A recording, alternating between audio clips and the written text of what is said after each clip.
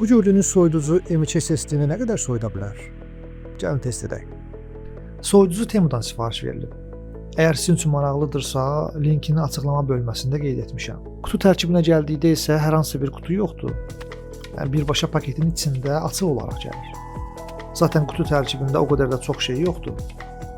Qutu tərkibində soyuducu lövhə, termal döşəkçə və 3 ədəd də rezin tutacaq gəlir. Niyə belə incə bir soyuducu sifariş verdim? Əgər xatırlayırsınızsa, keçən videolardan birində M2 SSD almışdım.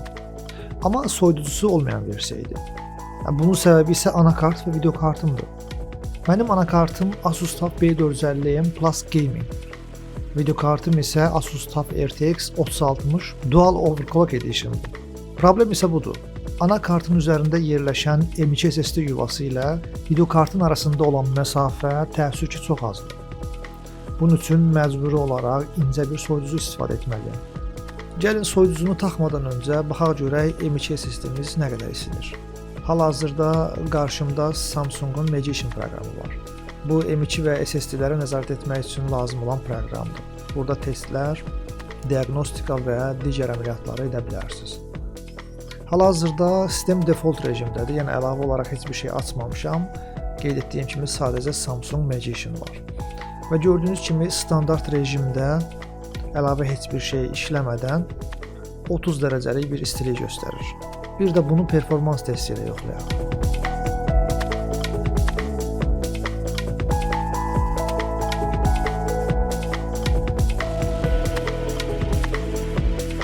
Test bitdikdən sonra 38 dərəcəlik bir istilik görürük.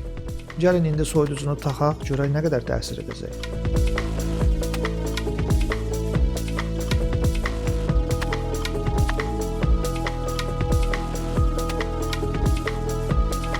Öncəliklə termal döşəkçənin üzərindəki qorucu salafanı qoparmaq lazımdır.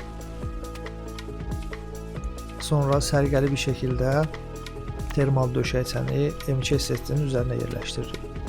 Öncəliklə burada bir şey diqqət etmək lazımdır ki, termal döşəkçə düz mərkəzdə qalsın. Çünki bir tərəfdə M2 SSD-nin giriş yuvası var, yəni dişləri, digər tərəfdə isə vint bağlandığı bölmə var.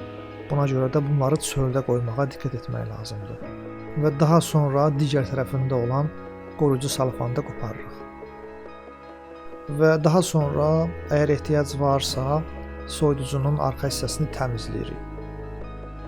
Və sonra sərgəli şəkildə termal döşəkçənin üzərinə yerləşdiririk.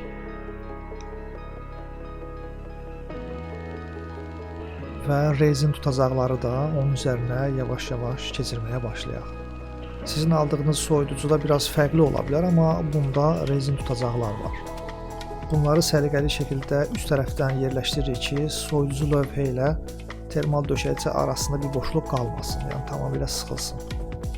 Bəli, gördüyünüz kimi son nəticə belə oldu. Gəlin indi anakartın üzərinə bağlayaq, görək nə olacaq.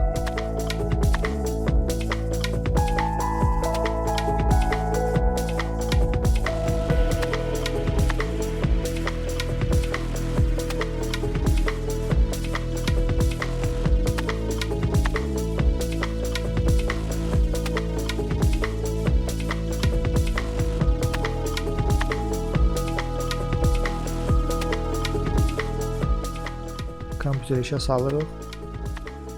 Kompüterimizi işə saldıq. Hal-hazırda əvvəlki versiyada olduğu kimi standart olaraq default vəziyyətdədir. Əlavə heç bir proqram yoxdur, sadəcə Samsung Magician-dır. Hal-hazırda gördüyünüz kimi 1 dərəcə fərq var cəmisi. İndi isə performans testini edək, görək burada necə olacaq vəziyyət.